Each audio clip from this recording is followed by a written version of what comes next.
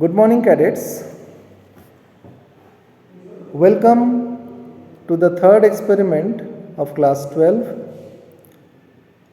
The aim of today's experiment is to compare the EMF of two given primary cells using a potentiometer. Let us look across the apparatus required for the experiment.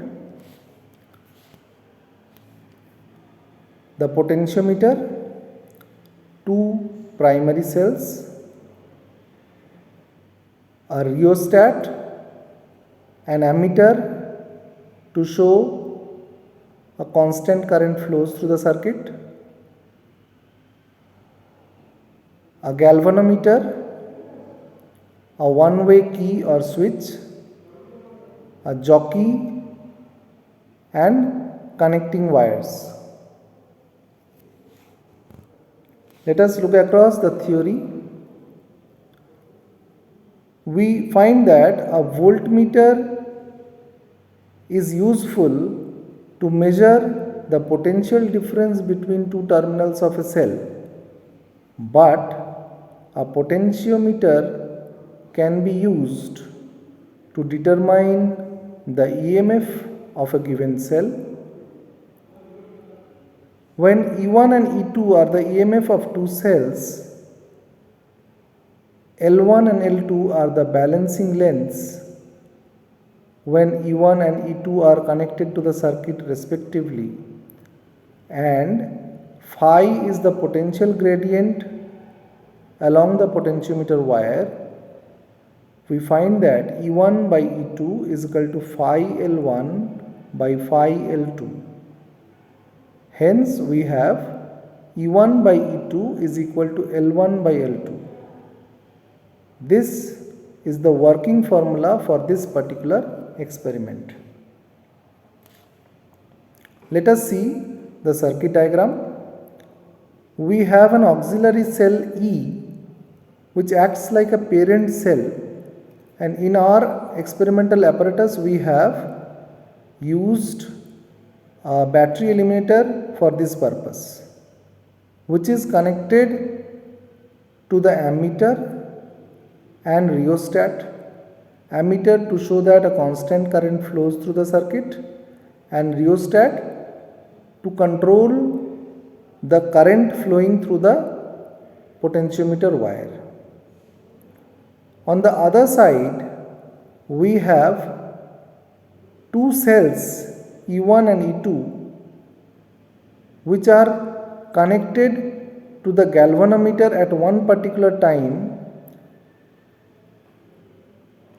and which is further connected to a movable jockey which can be slided on the potentiometer wire. We have to keep maintaining a fact that a parent is always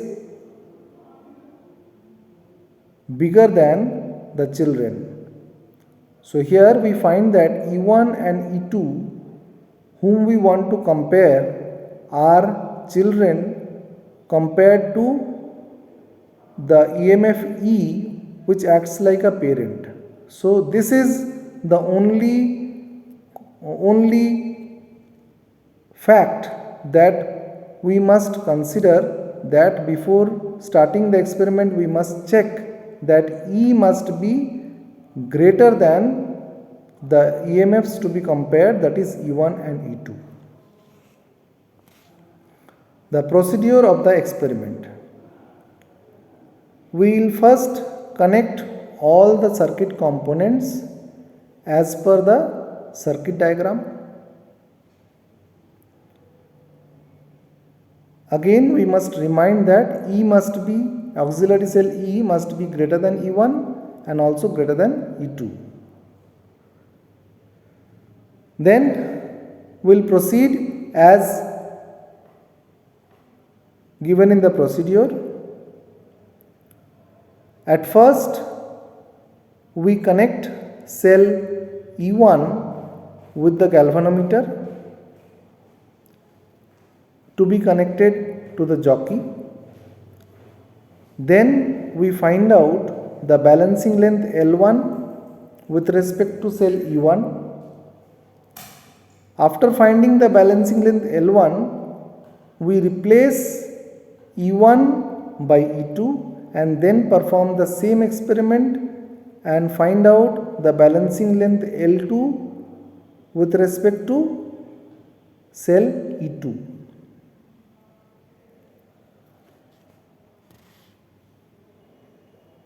We shall continue the experiment and thereafter will take the following observation. EMF of the battery is known. We'll note it down. EMF of cell E1 is to be found and noted down. EMF of cell E2 shall be again obtained and noted down. Range of the voltmeter is required. Least count of the voltmeter. Ammeter has to be taken. At the same time, we require the zero error of the ammeter also. Then we have to see the observation table. Here we have taken 3 serials of readings. 3 serials of readings are taken. We find that ammeter reading is noted down for each observation to see that a constant current flows through the circuit, because in this particular experiment, or rather the working of the potentiometer is based on the principle that the EMF of a cell is directly proportional to the length or balancing length, provided a constant current flows through the wire and also the cross sectional area of the wire remains constant. Then after taking the readings, we shall go through the following calculations. For each observation, we will find out L1 and L2 and record their mean. Then we shall find out E1 by E2 by comparing L1 by L2. As I told that the working formula for this particular experiment is E1 by E2 is equal to L1 by L2. In this manner, we come to the result section where we can find that the ratio of EMF of the two given primary cells is given by E1 by E2 is equal to whatever we have calculated. Now, let us discuss some precautions which must be kept before or during the practicals. The connections should be neat, clean and tight. The plugs should be introduced in the keys only when the observation are to be taken. The positive poles of the battery E and cells E1 and E2 should all be connected to the terminal at 0 of the wires. The jockey key should not be rubbed along the wire, it should touch the wire gently. The ammeter reading should remain constant for a particular set of observations. If necessary, adjust the rheostat for this purpose. The EMF of the battery should be greater than the EMF of either of the two cells. I am saying this again and again. This is the only constant for this particular experiment. Some high resistance plug should be always taken out from the resistance box before the jockey is moved along the wire. In our particular experiment, we are not using the resistance box at all. The sources of error which must be taken into account: the auxiliary battery may not be fully charged.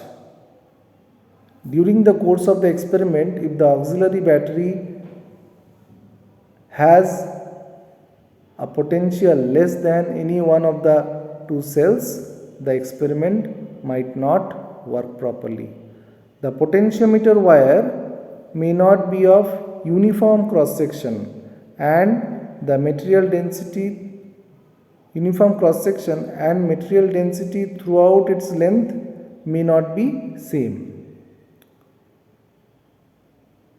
The resistances may not be equal.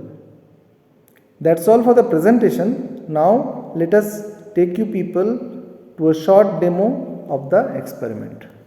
Let us come on.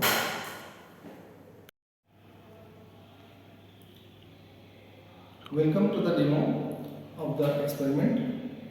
The aim of the experiment is comparison of EMF of two cells using a potentiometer. These are the two primary cells we want to compare using the potentiometer. Now what all apparatus we have taken? We have seen in the apparatus required. We have used the auxiliary cell. In place of auxiliary cell, we are using the battery eliminator. Then the battery eliminator is connected to the rheostat, which is connected to the potentiometer wire. The other end of the battery eliminator is connected to the potentiometer wire through the ammeter. The ammeter, as I told, it is used to maintain a constant, to verify that a constant current flows through the potentiometer wire. Then the other end of the potentiometer is connected to the galvanometer in jockey through one of the two cells. First cell, suppose E1 will be connected, then we shall find out the length, balancing length L1, then we disconnect E1 and connect E2, and again we shall find out the balancing length. Let us come for the live session. Okay, let us start the experiment now. At first, we shall switch on the battery eliminator, which is the auxiliary cell we were referring to as parent cell. And now we find that the ammeter shows a constant current of 400 milliampere. We have connected cell E1. The galvanometer is connected. Now we are performing the jockey. By our hand we shall move and find out the balance point. Okay, the balance point, we find that in the potentiometer there is a scale. Now if the balance point, the scale has two portions. One of the scale, from one portion it is showing 0 on the left side, right side it is 100. Similarly, the lower portion of the scale starts from 0 on the right side and comes to 100 on the left side. Okay, so in case the balance point comes in the odd number of wire, first wire or third wire or fifth wire or seventh wire or ninth wire, we shall measure the length from the upper portion of the scale. And in case the balancing length comes on the even wire, that is second, fourth, sixth or eighth or 10th wire, then we shall measure it from the lower portion of the scale. Let us find out. Let us first see if at all we are getting both side deflections or not. In the first wire we are getting a left side deflection. In the last wire we are getting right side deflection. So obviously we will get a 0 deflection at a particular place. Let us see in the second wire left side deflection, third wire left hand side deflection, fourth wire clear left hand side deflection, fifth wire left hand side deflection, sixth wire left hand side deflection, seventh wire right hand side deflection. So it is between the sixth and the seventh wire we shall get the 0 deflection. So let us take 1, 2, 3, 4, 5 in the sixth wire. The sixth wire moves from right to left. Okay, the sixth wire starts from 1, 2, 3, 4, 5, 6. Sixth wire moves from right to left. So as we touch the right side, we find that left side deflection is there. So we touch at different places of the sixth wire, we find that left side deflection is there.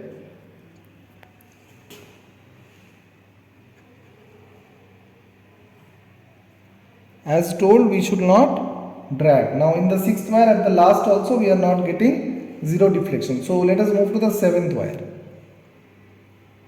In the seventh wire, we shall move it.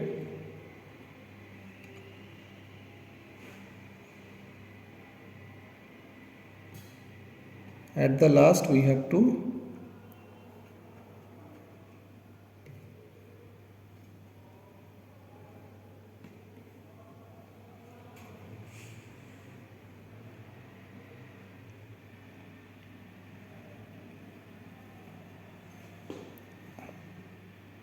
at this very place we are getting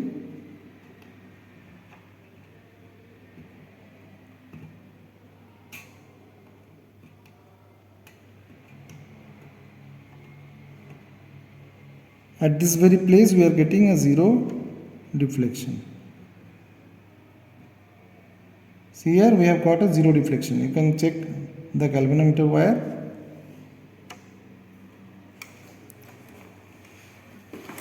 Let us record seventh wire. 1, 2, 3, 4, 5, 6, 7.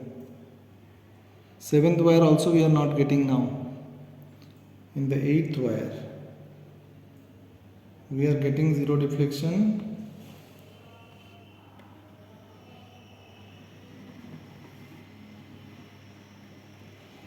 We are getting it in the eighth wire.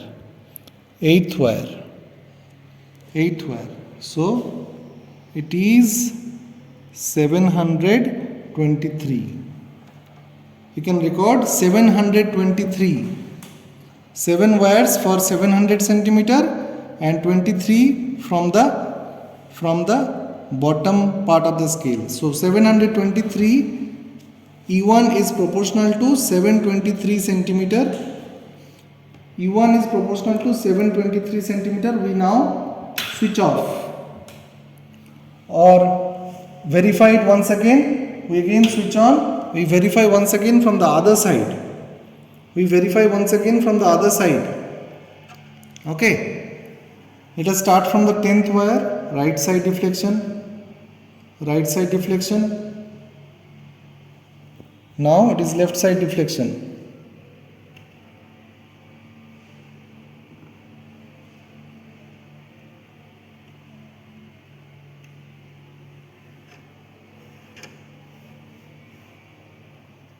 Now we are getting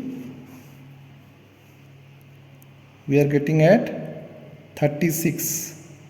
Okay, one was 23, one is 36 at no change. So we'll take the mean 23 and 36. Okay, 723 and 736. Okay, that's all for cell E1. Now what we discussed, will replace cell E1 by cell E2. We shall replace cell E1 by E2. We'll place the cell E1 at a different place so that we do not make any mistake. Okay, we have got cell E2 connected. Now we shall again switch on the cell, auxiliary cell, and now let us check the deflection. In the first wire left side, last wire right side. Okay, so let us go from the left side. Second wire left side deflection, third wire left hand side deflection, fourth wire left hand side deflection, fifth wire left hand side deflection, sixth wire left hand side deflection, seventh wire left hand side deflection, eighth wire left hand side deflection, ninth wire right side deflection. Okay, ninth wire right side deflection. So we can move from ninth wire right side deflection. Right side deflection, so we move it to the left. We move it to the left. See here, we have got at 869. See, since it is the odd number of wire, we have to take the reading on the top part of the scale. So it is 869 division. Now we shall take the again next reading in the same calculation from going from the other side. Let us move from the 8th wire. 8th wire is left side deflection, so we'll move from 8th to 9th.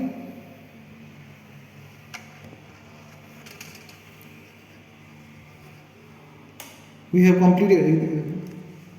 completed the last of 8th wire. It has not got zero deflection. So let us move to 9th wire. Again we are moving. You can see the galvanometer. It has come to close to zero. Little bit more. Here it has come. It has come at exactly 859. Last one, it was 869, and this one it has come 859.